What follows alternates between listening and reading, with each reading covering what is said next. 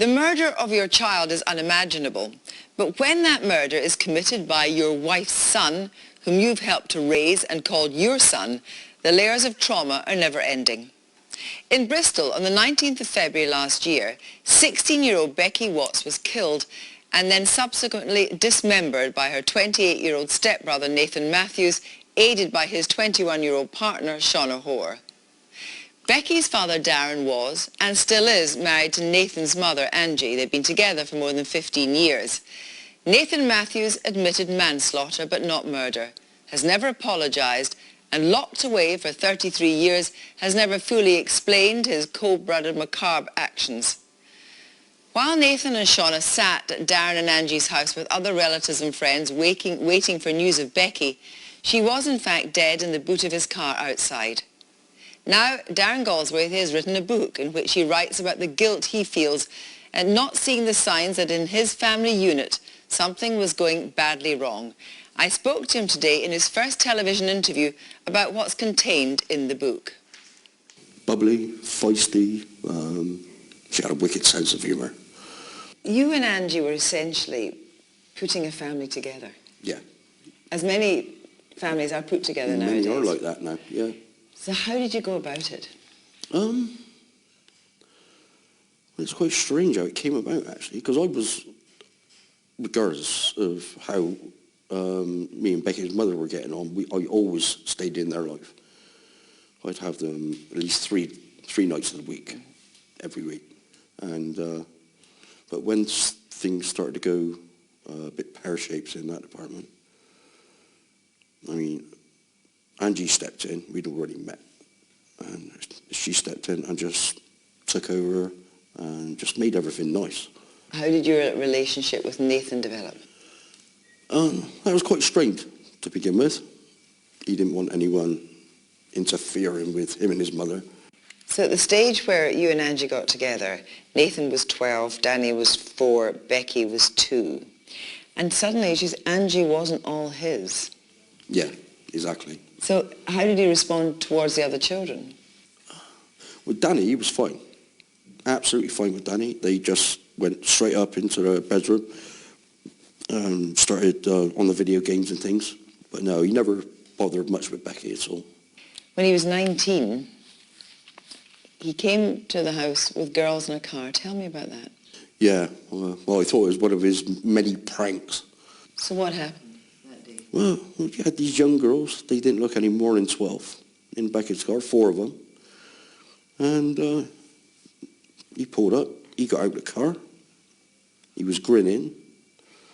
And they started to get out of the car. I went, "What are you doing, Nave?"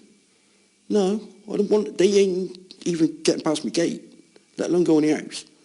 So take them back to wherever you found them, and it's the parents or whatever. You just take them back now, because this ain't funny at all. So this is borderline paedophilia. Do you wish now that you had gone further with that you had maybe... Well, I do now, yeah. But do you think that day, looking back on that, there were warning signals then? And in hindsight, yeah, there was a lot of what we call warnings now. And I've been beating myself up for over a year now for not, taking grasp of the situation. So what happened when she became anorexic? That was a really difficult period for us. She lost so much weight so fast. She was fainting. She had zero strength at all. Some nights she couldn't even get up over the stairs. I carried her up. And how was Nathan's attitude towards her anorexia? Oh, he was always flippant with her. He was like, "Oh, she's just doing it for attention." When she said to you, I think it was, that, "Oh, Dad, you really wouldn't be able to protect me if Nathan did anything."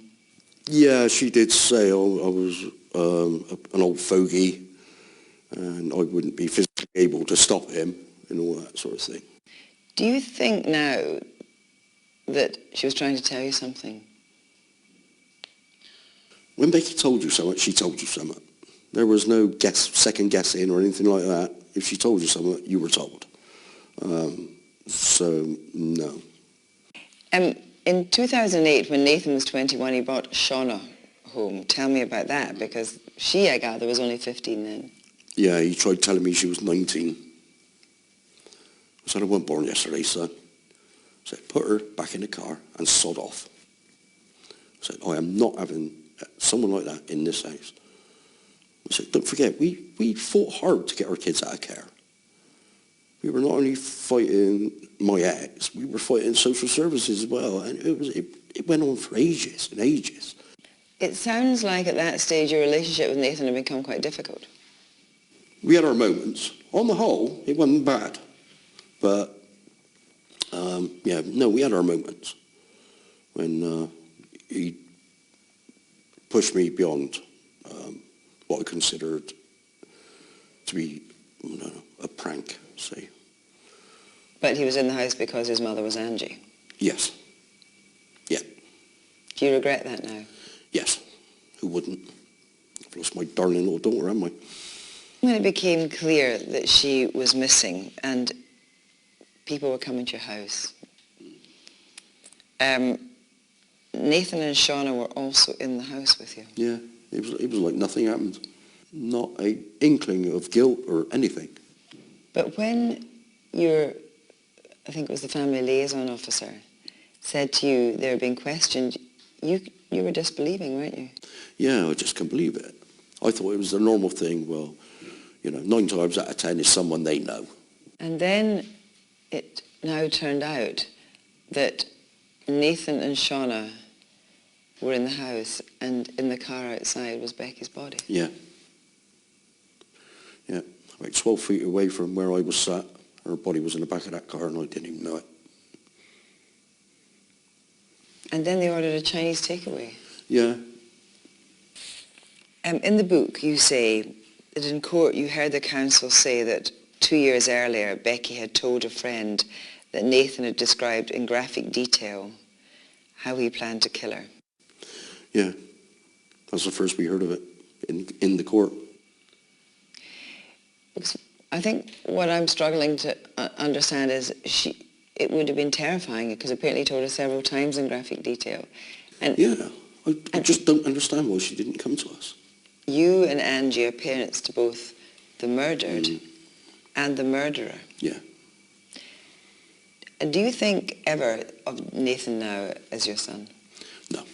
No, I can't. People often ask me how I feel about Nathan after what he did. Of course, I still love him. He is my son. When you're a mother, you can't ignore that unconditional love for your children, no matter what they do. How do you deal with Angie's continuing love for Nathan? Yeah, it's a bit of a sore subject for me. So Angie tends not to mention it now. I understand that, the unconditional love for an infant is fine, but not when they've turned it into a monster. I just can't get my head around that. If it was on the other foot and it was Danny who was the monster, I'd have real problems showing him any love or affection. Your own son? My own biological son, yeah. I'd find that very difficult after something so heinous has been done by them, Do you still want him dead? I would, if they were going to hang him, I would pull the lever. So no one else would have to carry that guilt. Darren, thank you very much indeed. Thank you for having me.